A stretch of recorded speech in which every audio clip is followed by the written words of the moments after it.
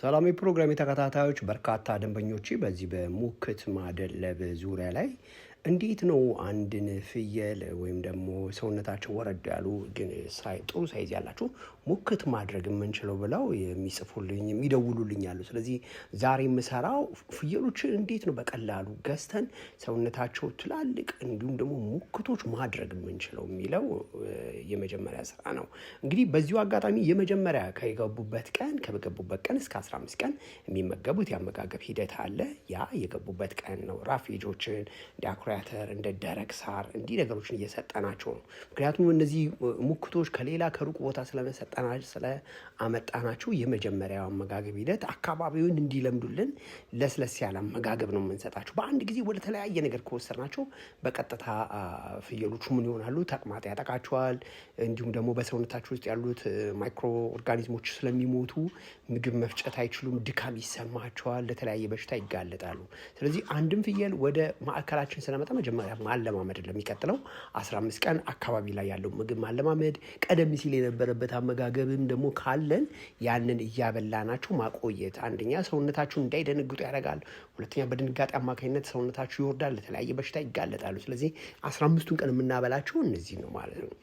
ሁለተኛው ላይ ስንገባ ግን ምንድነው? አንድ ፍየል ከገባበት ቀን ጀምሮ ከ15 ኪሎ እስከ 25 ኪሎ ማምጣት አለበት በሁለተኛ ዙር ላይ።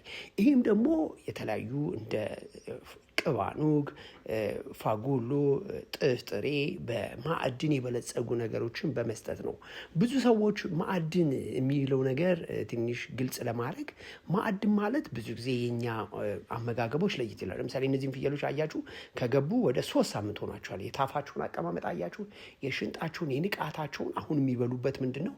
ራፌጅ የምንለውን ደረቅ ነገር ነው እየበሉ ያሉት። ይሄ ደረቅ አመጋገብ ስርዓት ለምን ይጠቅማቸዋል? ብዙ ጊዜ እረፍት በሚያደርጉበት ወቅት በሚተኙበት ወቅት የበሉትን መልሰው መላልሰው 20 ጊዜ 30 ጊዜ እንዲያደቁ ያደርጋቸዋል። ይህን ምግብ ደግሞ እነሱ መልሰው መላልሰው እያደቀቁ ባለበት ጊዜ ምን ይሆናል?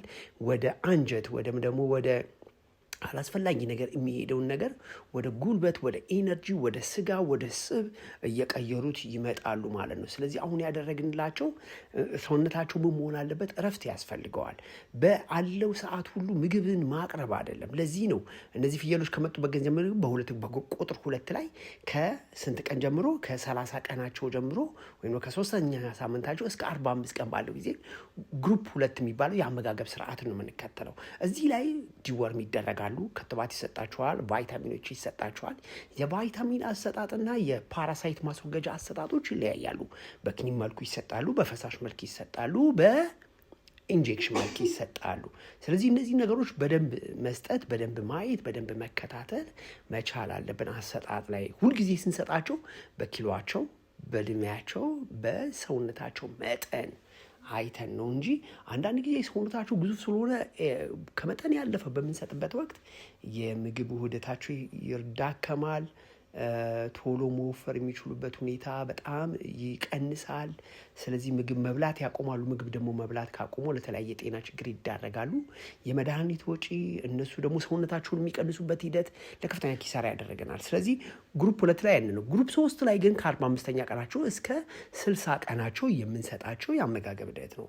በዚህ የአመጋገብ ሂደት ውስጥ ደግሞ ከፍተኛ ስብ፣ ከፍተኛ የቀይ ስጋ ይዘትን የሚያመጡበት ሁኔታ ስለሆነ እዛ ላይም የአመጋገባቸውን ሁኔታ ይለያያል። ለምሳሌ ግጦሽ ራፌጅ ስንል የሳር ገለባ፣ የበቆሎ ደረቅ ሳር፣ አልፋ ኤሌፋንት ግራስን እነዚህ ነገሮች በሙሉ የያዘ ነው።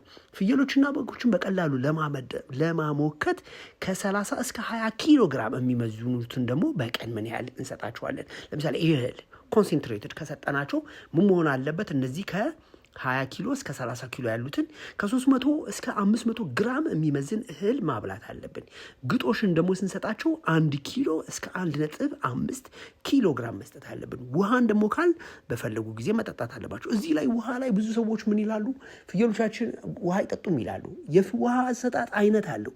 ፍየሎቻችን ገንዳው ላይ ያደረ ውሃ አንጠጡ ብንላቸው ፍየሎቹ እንደምታውቁት ብዙ ጊዜ ቆላማ አካባቢ ስለሆነ የእርባታ ሂደታቸው ደጋም ላይ ያሉ ግን ቅዝቃዜው ስለሚያስቸግራቸው አይጠጡም። ቅዝቃዜ ደግሞ ምን ያመጣባቸዋል? ኒውሞኒያን ያመጣል፣ ብሮንካይቲስን ያመጣል፣ ኢንፊሴማን ያመጣል፣ ብዙ ሬስፓራቶሪ ፕሮብሌሞችን ያመጣል። ስለዚህ ውሃ የምንሰጣቸው የከርሰ ምድር ወይም ደግሞ ለብ ያለ በደንብ ፀሐይ የተመታ መሆን አለበት። ይህን ስንሰጣቸው ነው ውሃን ጠጥተው ክብደታቸውን የበለጠ እንዲጨምሩ የሚያደርግ። ውሃ ካልጠጡ ክብደታቸው ምን ይሆናል? አይጨምሩም። ስለዚህ ምግብ ላይ ካበላናችሁ በኋላ የግዴታ ምን ማዘጋጀት አለብን? ውሃን እንዲጠጡ ምግባቸውን በደንብ እንዲበሉ ማነቃቃት አለብን። የፍየሎች እርባታ ጤናማ ክብደትን እንዲጨምሩ ምንመላ ኃይል ሰጪ ነገሮችን መስጠት አለብን። ምን ተባበለን? ኃይል ሰጪ የምንላቸው እንደ ፕሮቲን፣ እንደ ኢነርጂ ያሉት እና እንዲሁም ደግሞ ራፌጅ የምንላቸው ተጨማሪ መኖ ደግሞ የፍየሎች ተጨማሪ መኖ የምንላቸው እንደ ማይዝ፣ ገብስ፣ ስንዴ፣ ስርጉም የምንላቸው በሙሉ በጣም አስፈላጊ ናቸው። በተለይ ፕሮቲን ምንጭ የምንላቸው የአኩሪ አተር፣ የኑግ ኬክ፣ የባቄላ፣ የምስር የፕሮቲን ውጤቶች ጡንቻ እንዲጨምሩና ሰውነታቸው እንዲኮማተር ያደርጋል። አንድ ፍየል ደለበ የምንለው ምን ሲጨምር ነው ዋናውና በጣም አስተውል ማየት ያለብን። አንድ ፍየል ደለበ የምንለው ምን ሲጨምር ነው? ጡንቻ ሲጨምር ነው። ጡንቻ ካልጨመረ መስሎቹ ካላደጉ ጨመረ ማለት አንችልም። ስለዚህ ሁልጊዜ ምን መስጠት አለብን? እኛ ኪሎአቸውን እንዲጨምሩ ጡንቻቸውን መጨመር መቻል አለባቸው። እዚህ ላይ ነው እንግዲህ አሁን ብዙ ጊዜ ሰዎች የሚሳሳቱት በየቀኑ እያመጡ እህልን መስጠት ሳይሆን ቀይ ስጋ እንዲያመጡ እንዴት ማብላት አለብን፣ ጮማ እንዲያመጡ እንዴት ማብላት አለብን። እዚህ ላይ እኔ የማያቸው ምንድነው ኪሎአቸውን በሚዛን ከፍ ያለ ኪሎ ያመጡትን ፍየሎችን ከለካኋቸው በኋላ ጥሩ ውጤት ያመጡልኝን በትክክል እያመጡልኝ ነው ወይ? እንዲሁም ደግሞ ዳሰሳ እንሰራለን። በዛ ውስጥ የበሉት ምግብ ያልተመቻቸው፣ ተቅማጥ የያዘው፣ የተለየ ድምፅ የሚያሰማ፣ የሚስል፣ የሚያስነፍጠው አለ ወይ? ምክንያቱም እዚህ ፍየሎቹ ከገቡ በኋላ ምን አድርገናል? የውስጥ ጥገኛ መድኃኒት ሰጥተናቸዋል፣ ቫይታሚኖች ሰጥተናል፣ ፒፒአር ክትባት ሰጥተናል፣ ቲቢ ክትባት ሰጥተናል፣ አንትራክስ ክትባት ሰጥተናል፣ ፓስቶሮሎሲስ ሰጥተናል። በዚህ በሚቆዩበት 2 ወር ተኩል ውስጥ እነዚህ ነገሮች ግድ መስጠት አለብን። እዚህ ላይ ደረቅ ሳርም ስንሰጥ አቧራውን በደንብ አራግፈን መስጠት አለብን። አቧራውን ካላራገፍ ነው ብዙ ጊዜ ሳር ውስጥ ምን አለ? አቧራ ነገሮች አሉ። እነዚህ አቧራ ነገሮች በሙሉ ለምን ያጋልጧቸዋል? ለመተንፈሻ ችግር ያጋልጧቸዋል። ይህ መተንፈሻ ችግር ደግሞ ብዙ ጊዜ ምን ይሆናል? አይናር ይይዛል። አይናቸው እንደ ኬራቶ ኮንጃክቲቪቲ ሲከሰትባል፣ ስኔዚንግ አላቸው፣ ምሳል አለ፣ ከፍተኛ የሆነ የምግብ ፍላጎታቸው በሙሉ ይወርዳል። ስለዚህ ይሄን ሳር ስንሰጣቸው በደንብ ማናፈስ አለብን። እነሱን ከማብላታችን በፊት የሆነ ቦታ ላይ ወስደነው ይሄንን አናፍሰን በደንብ አቧራው ከለቀቀ በኋላ ምግባቸውን አምጥተን እንሰጣለን ማለት ነው። እዚህ ላይ ምንድነው የምንሰጠው? አንዳንድ ነገሮችን ስንሰራ በጣም ማስተዋል ካለብን ትልቁ ነገር የምናበላቸው አመጋገብ ላይ ኪሎ ጌን እንዲያደርጉ እስከሰጠናቸው ድረስ በትክክል ያንን ኪሎ እያመጡ ነው ወይ ብለን ተከታትለን ማየት አለብን። ያንን ኪሎ ካላመጡ ምግቡ አልተመቻቸውም ማለት ነው። ምግቡን መቀየር አለብን። በተለይ የሚሰጡን ውጤት ተቅማጥ ነገር ካለባቸው ተቅማጡ ለምን ሊመጣ ቻለ? ከምንድን ነው ሊመጣ የቻለው ብለን ማሰብ አለብን። በተለይ በሁለተኛ ደረጃ ላይ ደግሞ የምናየው ምንድነው ከ30 ኪሎ እስከ 40 ኪሎ የሚመዝኑ ደግሞ ሙክቶች አሉ። እነዚህን ሙክቶች ምንድነው እህል የምንሰጣቸው ከ500 እስከ 700 ግራም የሚደርስ መስጠት አለብን። የግጦሽ ሳር ቅድም 1 ኪሎ እስከ 1.5 ሁለተኛ ላይ ካል፣ አሁን ላይ ግን 1.5 እስከ 2 ኪሎ ግራም ደረቅ ሳር መስጠት አለብን። ማዕድን የምንለው ቅድም ረሳሁት። ማዕድን የምንለው ብዙ ነገሮችን፣ ንጥረ ነገሮችን፣ ጨውን፣ የሚኒራሎችን የያዘ ጨውና ምንድነው ዚንክ፣ ፎስፈረስ እንዲህ ነገሮችን የያዙ በተለይ ከ10 ግራም እስከ 20 ግራም በምግባቸው ላይ እየቀላቀል መስጠት አለብን። ብዙ ሰዎች ፍየሎች ቅድም እንደነገርኳችሁ ውሃ አይጠጡልንም የሚሉት ምንድነው ማዕድን ስለማንሰጣቸው። ማዕድን ነገሮች በጣም አስፈላጊና በጣም ለሰውነታቸው ውህደት፣ ቶሎ የምግብ መፈጨት በሰውነታቸው ውስጥ እንዲከሰት፣ ቶሎ ኪሎ እንዲያመጡ፣ ክብደታቸው እንዲጨምር የሚያደርጉ ናቸው። ስለዚህ ይህ አመጋገብ ስርዓት ምን ይላል? በአብዛኛው ጊዜ ቅድም እንደነገርኳችሁ የአመጋገብ ስርዓት የመጨረሻው ዙር ላይ ነው። ከ60 እስከ 70ኛ ቀናቸው፣ አንዳንዴም ደግሞ እስከ 90 ቀንም ሊደርሱ ይችላሉ። አንድን ፍየሎችን ገዝተን ሙክት ለማድረግ በአጠቃላይ እዚህ ላይ የምናየው ምንድነው አመጋገብ ላይ በሁለት ወይም ደግሞ የመጨረሻውን ካካተትን ከ65 ቀን ከ75 ቀን እስከ 90 ቀን የሚቆዩ ከሆነ ክፍል 3 ነው የምናያለን ማለት ነው። ስለዚህ ፍየሎችን ስናሞክት ዝም ብለን ያገኘነው ምግብ ሰተን ትተን መሄድ ሳይሆን በኪሎ በግራም ማብላት መቻል አለብን። ፌዝ 1 ቁጥር 1 አደላለብ ሂደት ምን መምሰል አለበት? ቁጥር 2 ምን መምሰል አለበት? ቁጥር 3 እንዴት? ይህን ፍየል እስኪዩት ስንት ኪሎ ይመጣል? በጣም ግዙፎች ናቸው። ፍየሎቹን ሁልጊዜ ስንገዛ አቋማቸውን፣ የአጥንታቸውን አቀማመጥ፣ ቁስል አለባቸው ወይ፣ ያነክሳሉ ወይ በደንብ ማየት አለብን። በተለይ አፋቸው አካባቢ ላይ ለሀጭ የሚበዛቸው ከሆነ አደጋ ነው። ስለዚህ እነዚህን ፍየሎች ደግሞ ከወሰድን በኋላ ምን እናደርጋቸዋለን? ኪሎን አሁንም እንዲጨምሩልን ማኮላሸት አለብን። ወንዳዊ ባህሪያቸው እንዲወገድ ማድረግ። ያንን ስናደርግ ምንድን ነው የሚሆኑት? ፍየሎቹ ያበላናቸውን ምግብ እየበሉ የምናበላቸው ነገሮች በሙሉ ወዴት ይቀየራሉ? ወደ ሰውነት ይቀየራሉ ማለት ነው። ስለዚህ ብዙ ጊዜ የምናበላቸው አመጋገብ ደረጃ 1 አለ። ደረጃ 1ን በደንብ ያልነገርኳችሁ በቆሎ 200 ግራም፣ ስንዴ 200፣ ኑግ 100፣ ግማሽ ጥቅል ጎመን ወይም ደግሞ ቅጠላቅጠል መስጠት አለብን። ቅጠላቅጠሎች ላይም በደንብ ደግሞ ማየት ያለብን ምንድን ነው? የቅጠላቅጠል ሁኔታችን ብዙ ጊዜ ቅጠላቅጠልን ስንሰጣቸው ማጽዳት አለብን።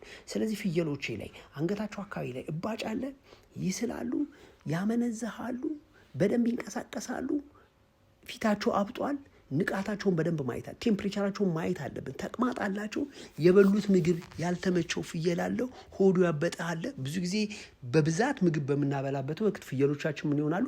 ከፍተኛ የአሲዶሲስ በጨጓራቸው ውስጥ ይከሰታል። እንደዚህ አይነት ነገር እንዳይከሰት ነው ፍየሎቻችንን ጠዋት፣ ምሳ ላይ፣ እራት ላይ በደንብ ማብላት ያለብን። ይህን አመጋገብ ስንከተል ምን ይሆናል? ኢኮኖሚያችን ያድጋል፣ ገንዘባችን በቀላሉ ቶሎ ይንቀሳቀሳል። ለዚህ ነው በውጭ ሀገር የምትኖሩ፣ በአረቡ ዓለምም በአውሮፓም አካባቢ የምትኖሩ ብዙ ጊዜ ወጣት ልጆች ለቤተሰቦቻችሁ ማገዝ ስትፈልጉ ተወሰነ የፍየል ሙክት በመግዛት ፍየሎቹን በማሞከት በ2 ወር ጊዜ ውስጥ ወንድሞቻችሁ፣ እህቶቻችሁ እንዲሁም ደግሞ ለወላጆቻችሁም ቶሎ ገንዘቡን እያንቀሳቀሱ ተጠቃሚ እንዲሆኑ ማድረግ ትችላላችሁ። እኛ ጋር ያልተሰሩ በርካታ የእርባታ ስራዎች አሉ። ነገር ግን ምንድነው የሚያማክሯችሁ ሰዎች ይፈልጋሉ። ስለዚህ በማማከር ዙሪያ ላይ የተለያየ ችግር ካለባችሁ፣ በሕክምና ዙሪያ ላይ የተለያየ ችግር ካለባችሁ፣ በመኖ አሰጣጥ ዙሪያ ላይ የተለያየ ችግር ከገጠማችሁ ታች ባለ ስልኬ በኩል ደውሉልኝ። ኃይሉ ነኝ፣ የእንስሳት ሐኪም። በየትኛውም ቦታ ላይ ሆነን የተለያዩ ስልጠናዎችን ስለምሰጥ እናንተ ካላችሁበት ቦታ በቪዲዮ ኮልም በአካልም በመምጣት መሰልጠን ትችላላችሁ። ስለዚህ ፍየሎችን ለማደለብ ቀላሉ ዘዴ ምንድነው? ከመጀመሪያው የምንገዛበት ቦታ፣ ከዛ በኋላ ደግሞ ከገዛም በኋላ ደግሞ ካፒታላችን ይወስናል። በየአጭር ጊዜ ነው የምናወጣቸው?